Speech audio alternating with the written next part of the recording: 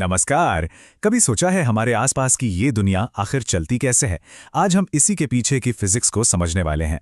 मतलब न्यूटन के वो 3 मशहूर नियम जो सच पूछिए तो हमारी रोजमर्रा की जिंदगी के हर मूवमेंट को कंट्रोल करते हैं।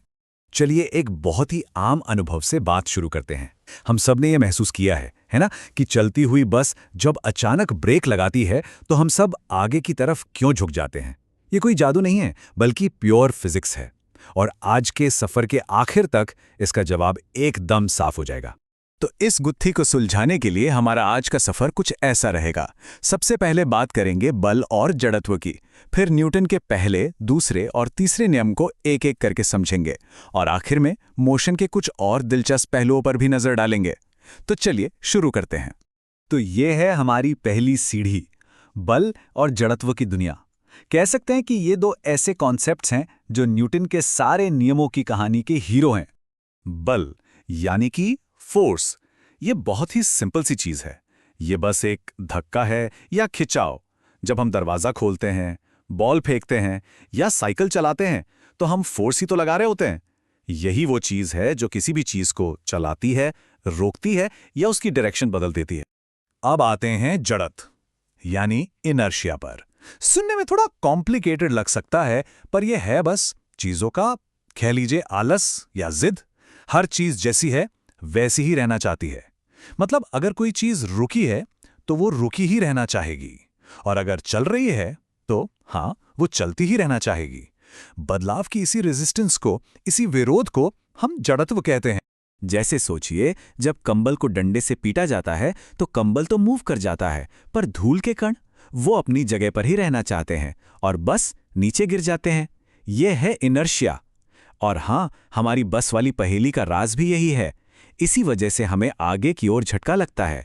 और जड़त्व का ये जो आइडिया है ना, यही हमें सीधे न्यूटन के पहले नियम तक ले आता है। बल्कि इसे जड़त्व का नियम या लॉ ऑफ इनर्शिया भी कहते हैं। तो ये नियम बस उसी बात को एक फॉर्मल तरीके से कहता है जो हमने अभी अभी सीखी, कि चीजें अपनी हालत तब तक नहीं बदलती जब तक कोई बाहरी फोर्स उन्हें मजबूर ना कर दे। सीधी सी बात है, एक फुटबॉल मैदान में तब तक पड़ी रहेगी जब तक कोई उसे किक ना मारे। तो लीजिए, मिल गया हमारी पहली पहेली का जवाब।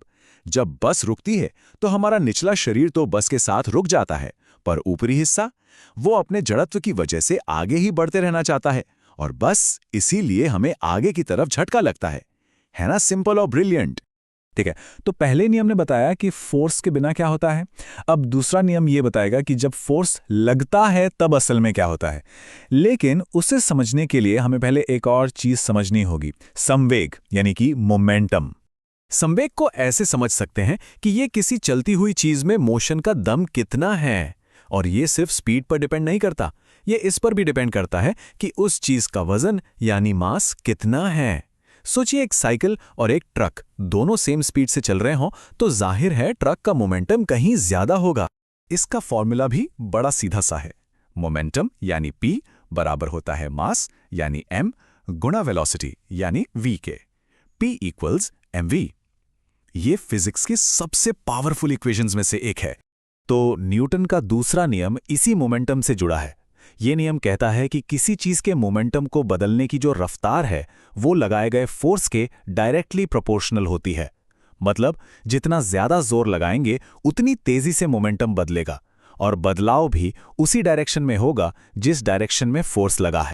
और इसी नियम से निकल कर आता है फिजिक्स का शायद सबसे मशहूर equation, F equal to ma, यानी फोर्स बराबर मास गुणा एक्सेलरेशन। ये हमें बताता है कि किसी चीज को एक्सेलरेट करने के लिए, उसकी रफ्तार बढ़ाने के लिए कितना फोर्स चाहिए। और इसी एक छोटे से फॉर्मूले की मदद से इंजीनियर्स कार से लेकर रॉकेट तक सब कुछ डिजाइन करते हैं। चलिए अब आते हैं न्यूटन के तीसरे और आखिरी नियम पर। यह नियम बताता है कि फोर्स कभी अकेला नहीं होता, वो हमेशा जोड़ियों में काम करता है। ये तो हम सब ने सुना होगा, हर एक्शन का एक इक्वल और ऑपोजिट रिएक्शन होता है। इसका सीधा सा मतलब है कि जब भी हम किसी चीज पर फोर्स लगाते हैं तो वो चीज भी हम पर उतना ही फोर्स लेकिन ऑपोजिट डायरेक्शन में लगाती है। इसके उदाहरण हर जगह हैं। सोचिए, जब बंदूक से गोली आगे निकलती है, यह हुआ एक्शन, तो बंदूक पीछे की तरफ झटका क्यों देती है? यह है रिएक्शन। या जब कोई तैराक पानी को पीछे धकेलता है, एक्शन, तो वो खुद आगे कैसे बढ़ता है? बिल्कुल पानी के रिएक्शन की वजह से। और इसका सबसे जबरदस्त उदाहरण है एक रॉकेट लॉन्च। रॉकेट तेजी से गैस को नीचे की तरफ फेंकता है, यह है एक्शन, और बदले में गैसें रॉकेट को ऊपर की तरफ धकेलती हैं, यह है रिएक्शन। सच तो यह है कि इसी एक नियम की वजह से स्पेस ट्रैवल पॉसिबल हो पाया है। तो अभी तक हमने सीधी लाइन में मोशन की बात की, लेकिन तब क्या होता है जब चीजें गोल घूमती हैं, जैसे कोई गाड़ी मोड़ लेती है? यहां पर दो खास तरह के फोर्सेस काम में आते हैं। पहला है अभिकेंद्रीय बल या सेंट्रिपिटल फोर्स। ये वो असली फोर्स है जो चीज को सेंटर की तरफ खींचता है और उसे गोल रास्ते पर बनाए रखता है। और दूसरा है अपकेंद्रीय बल या सेंट्रीफ्यूगल फोर्स। ये वो फोर्स है जो हमें बाहर की तरफ फेंकता हुआ महसूस होता है। लेकिन मजे की बात यह है कि ये कोई असली फोर्स नहीं है, बल्कि ये इनर्शिया का ही एक असर है। भले ही सेंट्रीफ्यूगल फोर्स एक नकली या आभासी बल हो, पर इसके असली इस्तेमाल बहुत हैं। वॉशिंग मशीन का ड्रायर इसी प्रिंसिपल पर काम करता है। वो तेजी से घूमकर पानी को कपड़ों से बाहर फेंक देता है। और दूध से मक्खन निकालने वाली मशीन वो भी तो यही करती है। और जानते हैं इन नियमों की सबसे खूबसूरत बात क्या है? इनकी यूनिवर्सैलिटी। ये नियम सिर्फ हमारी दुनिया की बड़ी बड़ी चीजों पर ही लागू नहीं होते, बल्कि सूरज का चक्कर काटते ग्रहों से लेकर छोटे से छोटे एटम्स तक यूनिवर्स में हर चीज के मोशन को यही नियम चलाते हैं। और अब आखिर में एक सवाल जो सोचने पे मजबूर कर देगा।